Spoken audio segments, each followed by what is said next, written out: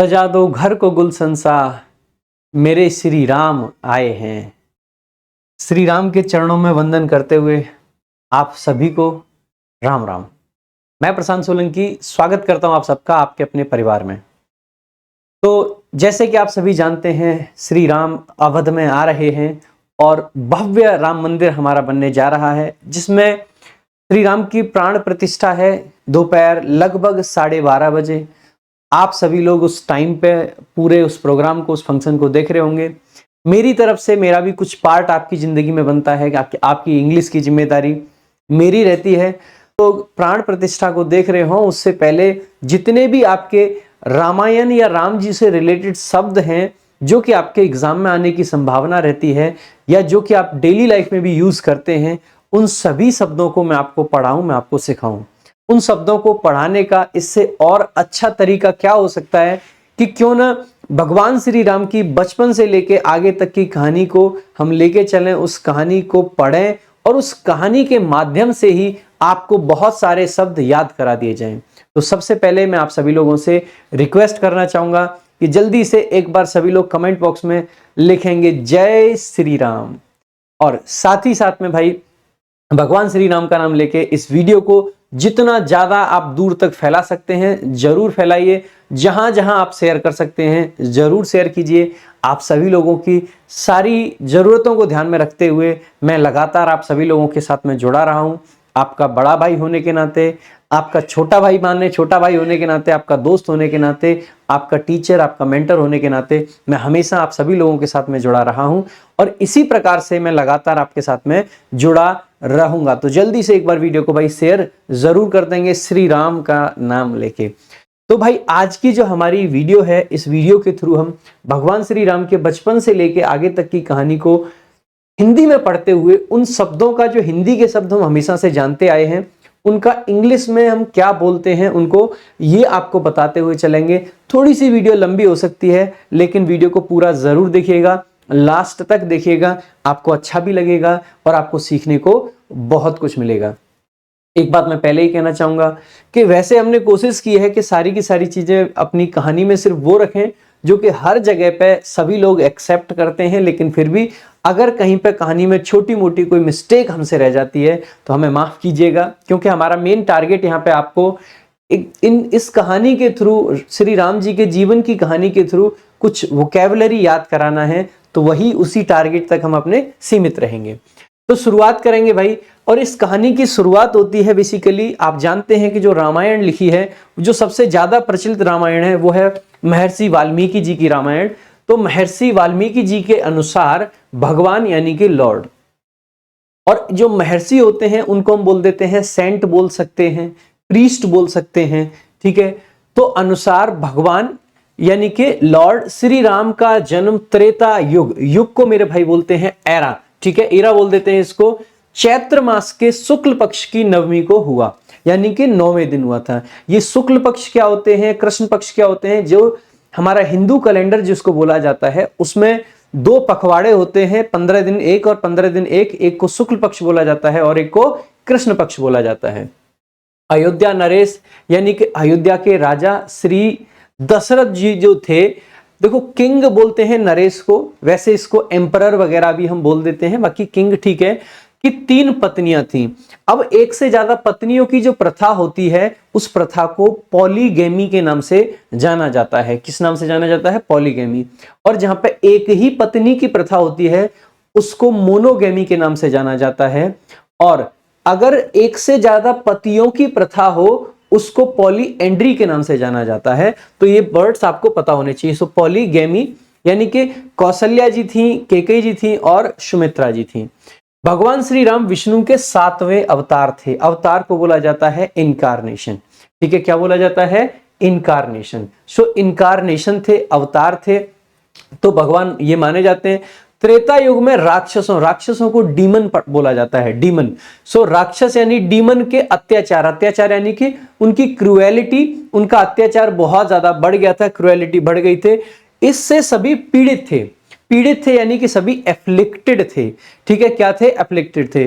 तब विष्णु भगवान ने राम रूप में अवतार ग्रहण किया, माता कौशल्या ने श्री राम को जन्म दिया। जन्म देने के लिए जो हमारा शब्द होता है वो होता है बॉर्न, BORNE।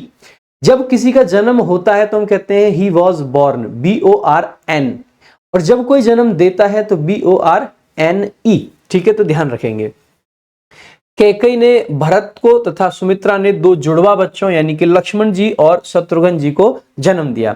श्री राम की बाल लीलाएं, बाल लीलाओं को हम बोल देते हैं चाइल्डहुड स्टोरीज। बाल यानी चाइल्डहुड यानी कि बचपन, और लीलाएं यानी कि कहानियां यानी कि स्टोरीज कह सकते हैं। उसके अलावा इसके लिए कुछ और वर्ड्स होते हैं जो थोड़े से नेगेटिव सेंस देते हैं, इसीलिए हमने यहाँ पे नहीं रखे। जैसे फ्रीक बोल देते हैं कुछ लोग, लेकिन फ्रीक उतना अच्छा वर्ड नहीं है। फ्रीक जनरली ऐसी कहानियां जो थोड़ी सी शरारत भरी हैं, और भगवान श्री राम का बचपन शरारत भरा नहीं था, थोड़ा सा शुरुआत से ही वो पुरुषोत्तम, क्योंकि आपको पता ही है आगे जाके पुरुषोत्तम राम कहलाए हैं, तो उनका जीवन बहुत उस तरीके का था जिससे सीखने को आपको बहुत कुछ मिल सकता है। ठीक है, काफी चर्चित है। चर्चित यानी कि कोई चीज बहुत टॉक्ड अबाउट है, जिसके बारे में बहुत सारे लोग चर्चा करते हैं, बहुत सारी बातें जिसके बारे में होती हैं, बहुत फेमस हैं। ठीक है, सो फेमस कह सकते हैं, टॉक्ड अबाउट कह सकते हैं, एवं लोकप्रिय, लोकप्रिय यानी कि फेमस हैं। ठीक है, ऋषि को हम सीयर बोल देते हैं या फिर सेंट बोल देते हैं, 2 चीजें बोल सकते हैं। तो ऋषि वशिष्ठ से इन 4 भाइयों की शिक्षा दीक्षा के लिए या तो आप एजुकेशन कह सकते हैं या फिर अपब्रिंगिंग कह सकते हैं। महर्षि ने इन 4 भाइयों को अस्त्र शस्त्र यानी कि आर्म्स एवं धनुर्विद्या जिसको आर्चरी बोला जाता है मैं पारंगत करने का मतलब होता है अडेप्ट बना दिया। अडेप्ट का मतलब एक्सपर्ट कर दिया या बना दिया। ऋषि वशिष्ठ ने राम और लक्ष्मण को बहुत सारे दिव्यास्त्र यानी कि डिवाइन वेपन, दिव्य और अस्त्र, अस्त्र यानी कि वेपन और दिव्य यानी कि डिवाइन, तो बहुत सारे डिवाइन वेपन प्रदान किए यानी कि प्रोवाइड किए। तो इस प्रकार से इस पहले पेज में हमने देखा कि एक शब्द हमारा था लॉर्ड जिसका मतलब होता है भगवान, दूसरा हमारा शब्द था ईरा, तीसरा किंग नरेश, और एक से ज्यादा पत्नियों की प्रथा जिसको पॉलीगैमी बोलते हैं, एक से ज्यादा पतियों की प्रथा को पॉलीएंड्री बोल देते हैं, एक पत्नी की प्रथा को मोनोगैमी बोल देते हैं, और इसी प्रकार से अवतार के लिए इनकारनेशन वर्ड था, राक्षस जिनको डीमन कहा जाता है, अत्याचार के लिए क्रुएल्टी का यूज करते हैं, पीड़ित के लिए अफ्लिक्टेड का यूज करते हैं, जन्म देने के लिए बॉर्न लिखते हैं, और उसके अलावा बाल लीलाएं चाइल्डहुड स्टोरीज, ऋषि यानी सीयर या फिर सेंट बोल देते हैं, प्रीस्ट बोल देते हैं। ठीक है, उसके अलावा शिक्षा दीक्षा यानी एजुकेशन, अपब्रिंगिंग, अपब्रिंगिंग का एक्चुअल मीनिंग होता है बेसिकली किसी का पालन पोषण। ठीक है, पालन पोषण। और अस्त्र शस्त्र यानी कि आर्म्स कह सकते हैं, धनुर्विद्या यानी कि आर्चरी कह सकते हैं, और आपका पारंगत यानी कि अडेप्ट बना दिया, एक्सपर्ट बना दिया, दिव्यास्त्र यानी कि डिवाइन वेपन्स प्रदान करना यानी कि प्रोवाइड किए। तो ये सारे वर्ड्स हैं।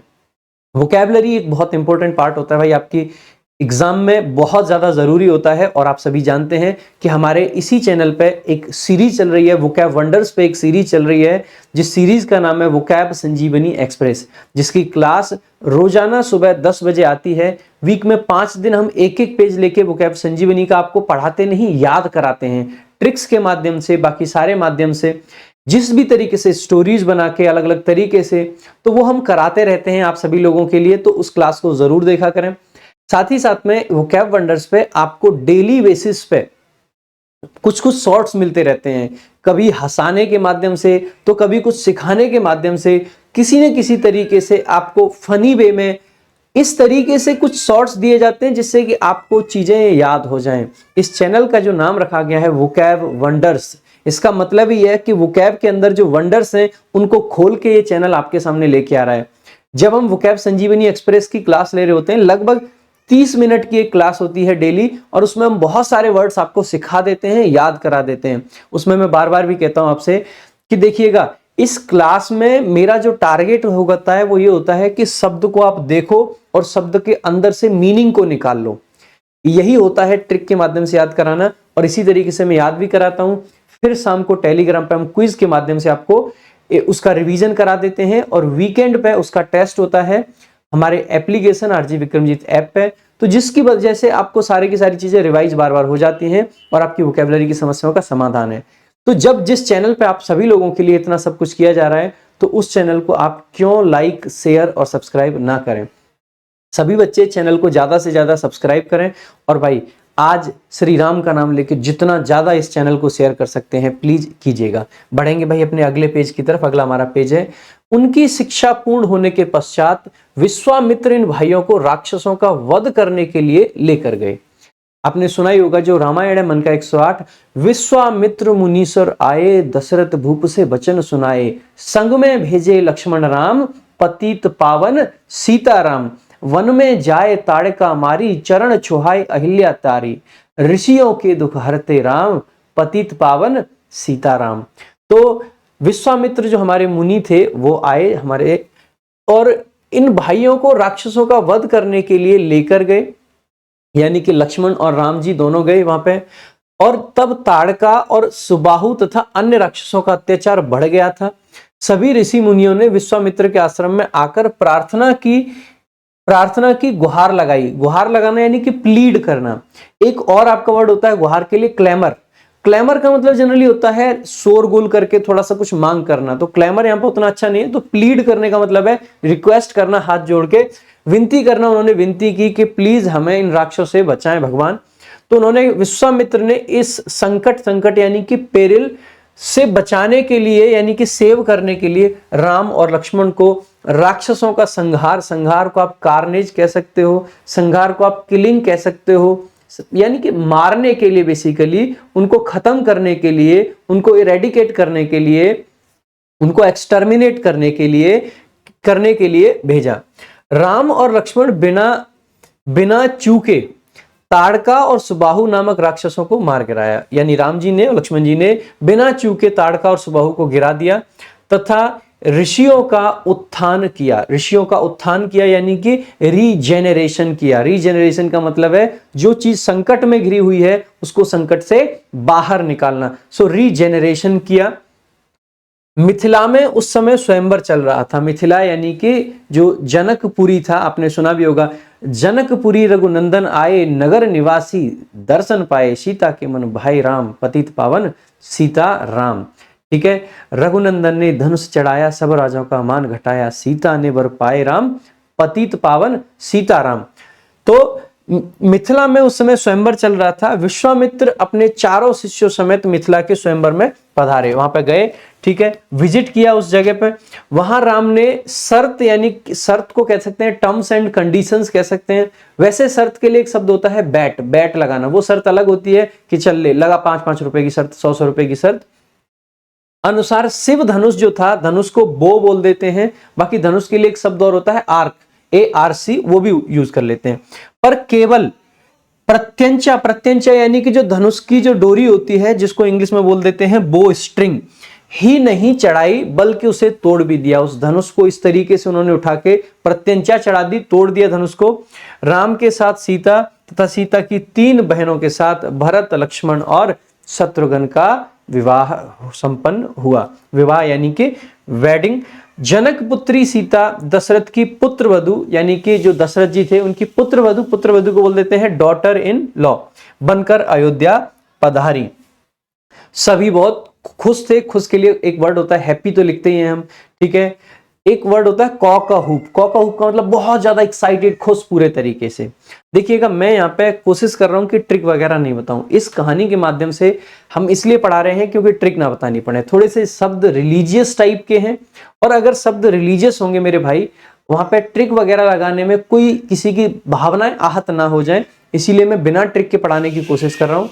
वैसे साधारणतः जब हम वोकैब संजीवनी एक्सप्रेस की क्लास ले रहे होते हैं तो वहां पे हम सारे के सारे वर्ड्स आपके ट्रिक्स के माध्यम से ही पढ़ाते हैं, एक एक शब्द को ट्रिक के माध्यम से आपको सिखाते हैं। आगे बढ़ेंगे। राजा की दूसरी पत्नी यानी कि हमारे जो दशरथ भगवान थे उनकी दूसरी पत्नी कैकेयी ने युद्ध में एक बार राजा दशरथ की सहायता की थी। युद्ध यानी कि वॉर, सहायता यानी कि मदद की थी, हेल्प की थी। राजा दशरथ ने कैकेयी से 2 वर यानी कि यहाँ पे वरदान, यानी कि आप कह सकते हैं बून बोल सकते हैं, ब्लेसिंग बोल सकते हैं। ठीक है, तो 2 वर मांगने को कहा। उत्तर में कैकेयी ने कहा था कि वक्त आने पर मांग लूंगी, कि वक्त आने पर मैं बता दूंगी कि मुझे क्या चाहिए। ठीक है, उसके अलावा कैकेयी उनकी जो दासी थी, बॉन्ड्स वुमेन जिसको बोल देते हैं, दासी को बोल देते हैं बॉन्ड्स वुमेन। क्या बोल देते हैं? Bonds women. मंथरा हमेशा से केकई के कान भरती रही। आपने सुना होगा, कुटिल मंथरा ने बहकाही, केकई ने यह बात सुनाई, दे दो मेरे दो वरदान, पतित पावन सीताराम। भरत पुत्र को गद्दी दीजिए, ऐसे करके मेरी विनती तुम सुन लीजिए, भरत पुत्र को गद्दी दीजिए, होत प्रात वन भेजो राम, पतित पावन सीताराम। तो ऐसी बात यहाँ पे यही कही गई है। केकई जो थी, केकई की जो दासी थी मंथरा, उससे हमेशा केकई को बहकाते रही, और केकई ने राम के खिलाफ, मतलब केकई को राम के खिलाफ उकसाते रही। उकसाने का मतलब होता है इंस्टिगेट करना, किसी को इंसाइट करना, उकसाना बेसिकली। सो इंस्टिगेट करती रही। परिस्थितियां यानी कि सर्कमस्टांसेस ऐसी बनी कि राम के राज्याभिषेक के दिन, राज्याभिषेक यानी कि राम जी का क्या हो रहा था, कोरोनेशन हो रहा था। तो कोरोनेशन के दिन केकई कोप भवन यानी कि सल्किंग चैम्बर में चली गई, कोप भवन में चली गई जी। ठीक है, ये राज्याभिषेक की भी होता है ना, गुरु वशिष्ठ से आज्ञा लीनी, राज तिलक तैयारी कीनी, कल को होंगे राजा राम, पतित पावन सीताराम। सो कोप भवन में चली गई, और जब राजा दशरथ उन्हें मनाने यानी कि कन्विंस करने गए, तब उसने राजा से 2 वर मांगे। और पहला वर ये था कि भरत का राज्याभिषेक, और दूसरा ये था कि राम जी को 14 वर्षों का वनवास, और वनवास को बोल देते हैं एग्जाइल। क्या बोल देते हैं मेरे भाई, एग्जाइल। हृदय पर पत्थर रखकर, हृदय पर पत्थर रखकर का मतलब ऐसे नहीं कि पत्थर उठा के रखा हो, ये एक मुहावरे की तरीके से होते हैं। इसका मतलब है कि उन्होंने बड़े, मतलब बेमन से, चाहते नहीं थे, बहुत मुश्किल से ये काम किया, बहुत मुश्किल से, यानी कि हृदय पर पत्थर रख के, यानी रिलक्टेंटली कह सकते हैं, बहुत मुश्किल से, बिना मन के, बेमन के, हृदय पर पत्थर रखकर उनकी बात माननी पड़ी। ठीक है, राम को जब पता चला, तब उन्होंने सहर्ष ही वन गमन स्वीकार कर लिया। वन यानी कि टिम्बरलैंड इसको बोल सकते हैं, फॉरेस्ट बोल सकते हैं, बाकी जंगल भी इंग्लिश में आजकल यूज होता है। ठीक है, बाकी वो जंगल में नहीं गए थे, वन में गए थे। वन गमन स्वीकार करना यानी कि एक्सेप्ट कर लिया। लक्ष्मण जो कि शेषनाग का अवतार थे, लक्ष्मण जो कि शेषनाग का एक अवतार थे, और सीता माता भी स्वेच्छा यानी कि फ्री विल, अपनी खुद की मर्जी से वन गमन को तैयार हो गए। राजमहलों या राजमहल को बोल देते हैं पैलेस, पैलेस में रहने वाले राजकुमार यानी कि प्रिंस, वनवासियों यानी कि फॉरेस्टर की तरह साधारण जीवन व्यतीत करने लगे। आगे चलें। अब देखो, इधर पुत्र वियोग, वियोग का मतलब है एब्सेंस, पुत्र की याद में। ठीक है, मेमोरी कह सकते, मेमोरी तो नहीं, एब्सेंस ही ठीक है। पुत्र वियोग में तड़प तड़प कर दशरथ के प्राण निकल गए। प्राण यानी कि जीवन, यानी कि लाइफ, यानी कि ब्रीद कह सकते हैं, सांस निकल गई। वन में राम और लक्ष्मण दोनों ने मिलकर अनेक असुरों यानी कि अगेन डीमन का वध किया। 13 वर्ष व्यतीत हो जाने के पश्चात, यानी कि 13 वर्ष निकल गए, व्यतीत यानी कि पास हो जाने के बाद, ठीक है, के बाद, पश्चात यानी कि आफ्टर, वे गोदावरी के निकट, गोदावरी नदी है के निकट, पंचवटी नामक वाटिका, वाटिका यानी कि पार्टेरिक बोल देते हैं इसको, में रहने का विचार करने लगे। उन्होंने सोचा कि चलो भाई पंचवटी चलते हैं। पंचवटी रघुनंदन आए, पंचवटी रघुनंदन आए, वन को देख सिया सुख पाए, वन को देख सिया सुख पाए, भाई भरत से मिले राम, पतित पावन सीताराम। ठीक है, अंतिम वर्ष में जब वे पंचवटी वाटिका में कुटिया बनाकर रहने लगे, तभी सुपर्णखा जो कि रावण की बहन थी वहां से गुजर रही थी। सुपर्णखा वहां से जा रही थी, उसने राम जी को देखा और उन पर मुग्ध यानी कि इंचेंट हो गई, इंचेंट हो गई। राम को पाने के विचार हेतु, विचार से राम को पाना है उनको, तो विचार यानी कि आइडिया, सुपर्णखा या शूर्पणखा ने राम को विवाह का प्रस्ताव यानी कि प्रपोजल दिया। इस पर राम ने प्रस्ताव को ठुकरा दिया यानी कि टर्न डाउन कर दिया, रिजेक्ट कर दिया, क्योंकि वह पहले से ही विवाहित यानी कि मैरिड थे। शूर्पणखा की चतुराई यानी कि कनिंग, कनिंग का मतलब होता है चतुर, ठीक है, कनिंग का मतलब होता है चतुर। तो पर राम का कोई असर यानी कि इफेक्ट का राम पर कोई असर नहीं पड़ा, यानी इफेक्ट नहीं हुआ। गुस्से में आकर लक्ष्मण ने शूर्पणखा की नाक काट डाली। इसकी सूचना यानी कि इंफॉर्मेशन रावण को मिली, वह गुस्से से तिलमिला गया। यानी कि जो रावण था वो बहुत तिलमिलाया गुस्से से और सीता को हरण यानी कि डेप्रीवेशन कह सकते हैं, किडनैपिंग कह सकते हैं, अबडक्शन बोल सकते हैं। सो अबडक्शन, डेप्रीवेशन और किडनैपिंग ऐसे शब्द आप यूज कर सकते हैं। यहाँ पर करने की योजना यानी कि प्लान बनाया। क्या बनाया भैया? प्लान बनाया हरण करने का। रावण मारीच के पास गया और स्वर्ण मृग यानी गोल्डन डियर का रूप धारण करने को कहा।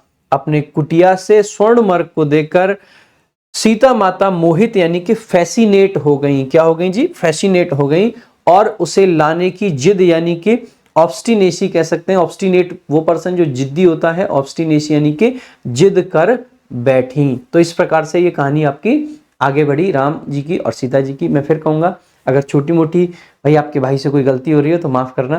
कोशिश ये करिए कि आपको बढ़िया कहानी के थ्रू एक बढ़िया तरीके से वोकैबुलरी पढ़ाई जाए, समझाई जाए। आगे देखेंगे। भगवान राम स्वर्ण मर्ग का पीछा यानी कि फॉलो करते हुए काफी दूर यानी कि फार अवे चले गए। राम ने जब वाण यानी कि एरो चलाया तो मारीच ने लक्ष्मण का नाम संबोधित करते हुए प्राण त्याग दिए। लक्ष्मण का नाम सुनकर सीता जी व्याकुल यानी कि एंक्सियस हो गई और लक्ष्मण को राम के पास यानी कि नियर उनके पास जाने के लिए कहा। लक्ष्मण ने काफी समझाया यानी कि उन्होंने काफी एश्योर किया, रीएश्योर किया, पर सीता माता ना मानी। अंत में बाध्य होकर यानी कि वो क्या थे? वो बाउंड थे। अब उनके पास में और कोई ऑप्शन नहीं बचा। लक्ष्मण ने धनुष और गांडीव उठाया और चले गए, पर एक लक्ष्मण रेखा खींच गई यानी कि ड्रॉ कर दी। लक्ष्मण रेखा यानी कि एक लिमिट लाइन आप कह सकते हैं इंग्लिश में, और निर्देश दिया कि सीता माता उस रेखा को कभी भी पार ना करें यानी कि क्रॉस ना करें। रावण इसी मौके यानी कि अपॉर्चुनिटी की तलाश में था यानी कि रिक्वेटर में था। वह साधु यानी कि मॉन्क, साधु यानी कि मॉन्क वेश धारण करके भिक्षा यानी कि आर्म्स मांगने आया। सीता माता ने तुरंत यानी कि तुरंत का मतलब इंस्टेंटली भिक्षा देने हेतु साधु को अंदर बुलाया कि आप भिक्षा लीजिए। लक्ष्मण रेखा के कारण रावण अंदर न जा सका, इसीलिए उसने सीता माता को बाहर आने का प्रस्ताव यानी कि ऑफर दिया या बोला या प्रपोजल दिया या उसने कहा यानी कि ही जस्ट सेड। ठीक है, सीता जी तो बाहर निकल नहीं सकती थी। इस पर साधु ने सीता को काफी अपशब्द कहे, कर्स किया, मतलब बहुत ज्यादा, मतलब ऐसे ऐसे शब्द कहे कि वो बाहर आ जाए बेसिकली। ठीक है, साधु के क्रोध और श्राप से भयभीत होकर सीता ज्यों ही लक्ष्मण रेखा को पार कर बाहर आई, त्यों ही दुष्ट यानी कि रास्कल रावण सीता को लेकर पुष्पक विमान यानी कि एयरक्राफ्ट में उड़ चला। जटायु ने सीता को बचाने का काफी प्रयास यानी कि एफर्ट किया, पर रावण ने जटायु के पर यानी कि फीदर्स, जो पंख होते हैं, जो पर होते हैं, उसको हम क्या बोलते हैं मेरे भाई? फीदर्स बोल देते हैं। फीदर्स काट दिए और राम और लक्ष्मण दोनों वन वन भटके यानी कि वांडर किया उन्होंने। भटकने का मतलब होता है वांडर करना। पर सीता माता कहीं न मिली। मरते मरते यानी कि at last stage Jatayu Sita का रावण द्वारा अपहरण की बात राम जी को बता गए। तत्पश्चात यानी कि आफ्टरवर्ड दोनों भाई वन वन भटक कर किष्किंधा पहुंचे। रास्ते में उन्होंने महत्वपूर्ण कार्य किए, जैसे अहिल्या का उद्धार किया, सबरी के झूठे देखो उद्धार का मतलब होता है इमेंसिपेशन, झूठे होता है ऑर्ट का मतलब है वो खाना जो बचा हुआ है, झूठे बेसिकली, बेर खाना, केवट के साथ भेंट होना इत्यादि सारे काम किए। किष्किंधा में राज्य को लेकर बाली तथा सुग्रीव दोनों भाइयों में विरोध चल रहा था। दोनों भाइयों में बेसिकली लड़ाई चल रही थी। तो दोनों भाइयों की जो विरोध था, जो लड़ाई थी, फाइट थी। सुग्रीव बाली से भयभीत होकर ऋषिमुख पर्वत यानी कि माउंटेन पर जा छिपे। यहां राम की भेंट यानी कि मीटिंग उनके परम भक्त सुप्रीम डिवोटी हनुमान से हुई। बोलिए जय हनुमान, जय हनुमान। हम भी भाई हनुमान भक्त हुआ करते हैं। ठीक है, और तो हनुमान जी का नाम आया है, हनुमान जी के सभी एक बार जयकारा जरूर लगाएंगे। इसके बाद में भाई देखेंगे सुग्रीव जी से मित्रता यानी कि फ्रेंडशिप करके राम ने बाली को पराजित किया यानी कि डिफीट किया। लंका तक पहुंचने में समस्त वानर सेना ने राम जी की सहायता की। राम जी ने हनुमान जी द्वारा रावण को शांति प्रस्ताव यानी कि proposal for piece, proposal for piece. अब इसके लिए एक इडियम होता है जो कि आपको कमेंट बॉक्स में बताना है, कुछ तो पूछूंगा ना आपसे, ठीक है। जो जेस्चर ऑफ पीस होता है उसका मीनिंग, उसके लिए एक इडियम होता है, वो आपको यहाँ पे बताना है जल्दी से कमेंट बॉक्स में। भाई वीडियो को लाइक जरूर करेंगे, भगवान के नाम पे सारे के सारे लोग जरूर लाइक और शेयर करेंगे भाई, ठीक है। और जयकारा लगा के एकदम भेजा उन्होंने, तो पीस प्रस्ताव भेजा। उन्होंने कहलवाया कि युद्ध नहीं चाहते हैं, इसीलिए सीता माता को वापस कर दें, रिटर्न कर दें। पर अहंकारी एरोगेंट रावण कहाँ मानने वाला था, वह अपनी जिद पर अड़ा रहा। अड़े रहने का मतलब है बेसिकली वो स्टे करता रहा, बेसिकली वो एरोगेंट था, ठीक है। तो वो किसी अपनी जिद पे ही अड़ गया। लंका तक पहुंचने के लिए विशाल यानी कि ह्यूज सागर यानी कि सी को पार करना था। वानर सेना ने पत्थरों पर श्री राम लिखे तो पत्थर सागर में तैरने लगे यानी कि फ्लोट करने लगे। इस प्रकार पत्थरों की पुल यानी कि ब्रिज बन गई। लंका पहुंचकर राम और रावण की सेना के बीच भीषण युद्ध हुआ यानी कि डेडली वॉर चला। यहाँ लंकापति का भाई विभीषण ने श्री राम की काफी मदद की, a lot of help, a lot of यानी बहुत और हेल्प यानी कि मदद। श्री राम को रावण की मृत्यु का रहस्य, द मिस्ट्री ऑफ डेथ, मृत्यु का रहस्य भी बताया। आखिरकार असत्य पर सत्य की विजय हुई। राम ने विभीषण को लंका का नरेश बनाया तथा अपने भ्राता यानी कि ब्रदर और भार्या यानी कि वाइफ को लेकर अयोध्या वापस लौट आए। बोलो जय श्री राम, जय श्री राम।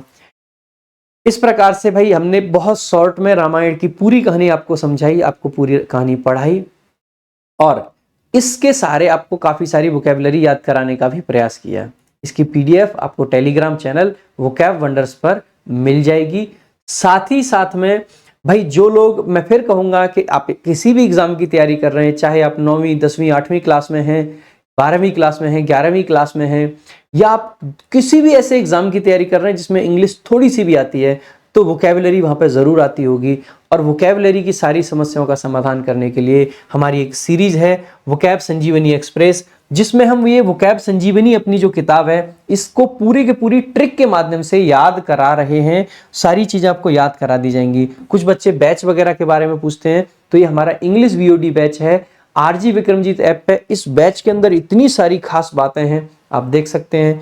बाकी मैं आपको एक बार जरूर दिखाना चाहूंगा कि वोकैब संजीवनी सीरीज किस तरीके से आपकी चलती है, किस तरीके से कराई जा रही हैं चीजें वहां पे। सो वोकैब संजीवनी सीरीज को देखने के लिए सबसे पहले आपको क्या करना है, यूट्यूब पे सर्च करना है vocab wonders. Vocab wonders search करोगे तो ये आपका चैनल है और इस चैनल को ओपन करके ये वोकैब संजीवनी सीरीज की ही धुन है हमारी, ठीक है। तो आप यहां पाओगे कि इस चैनल पे आप जैसे ही यहां पहुंचोगे, ये पूरी वीडियोस हैं। देखो एक वीकली रिवीजन की आ चुकी है, उसके अलावा वन वर्ड की ये क्लासेस। आप पूरी प्लेलिस्ट में भी जा सकते हैं, सीधे सीधे आपको प्लेलिस्ट मिल जाएगी। और प्लेलिस्ट किस नाम से है, वोकैब संजीवनी एक्सप्रेस करके है। 15 क्लासेस इसकी ऑलरेडी आ चुकी हैं। इसी प्रकार से इसकी क्लासेस और भी आती रहेंगी। तो सभी लोग भाई ज्यादा से ज्यादा अगर फायदा उठाना चाहते हैं कर सकते हैं। उसके अलावा इस चैनल पे आपको बहुत सारे शॉर्ट्स भी मिलते हैं, जहां पे हमने राम मंदिर से रिलेटेड ऑलरेडी कुछ शॉर्ट्स आपके डाल रखे हैं। प्राण प्रतिष्ठा को इंग्लिश में क्या कहते हैं, राम मंदिर में जो सोने के दरवाजे लगे हैं उनके लिए क्या क्या शब्द हैं, ऑरिएट होता है, गिल्ड होता है, गिल्ट होता है, एल्केमी वगैरह, वो सभी शब्द आपको हमने समझा रखे हैं। तो बहुत जबरदस्त तरीके से हम काम कर रहे हैं अपने इस चैनल पे और वोकैबुलरी की सारी समस्याओं का समाधान इस चैनल पे है। बाकी भाई टेलीग्राम चैनल हमारा जो है वोकैब वंडर्स, वो जरूर ज्वाइन कर लें। साथ ही साथ में जो जितने भी लिंक वगैरह हैं वो आपको डिस्क्रिप्शन के अंदर मिल जाएंगे। बाकी क्लास कैसी लगी जरूर बताएं और जरूर सब्सक्राइब कर लें आज ही के आज vocab wonders. Thank you so much. जय हिंद, जय भारत, जय श्री राम।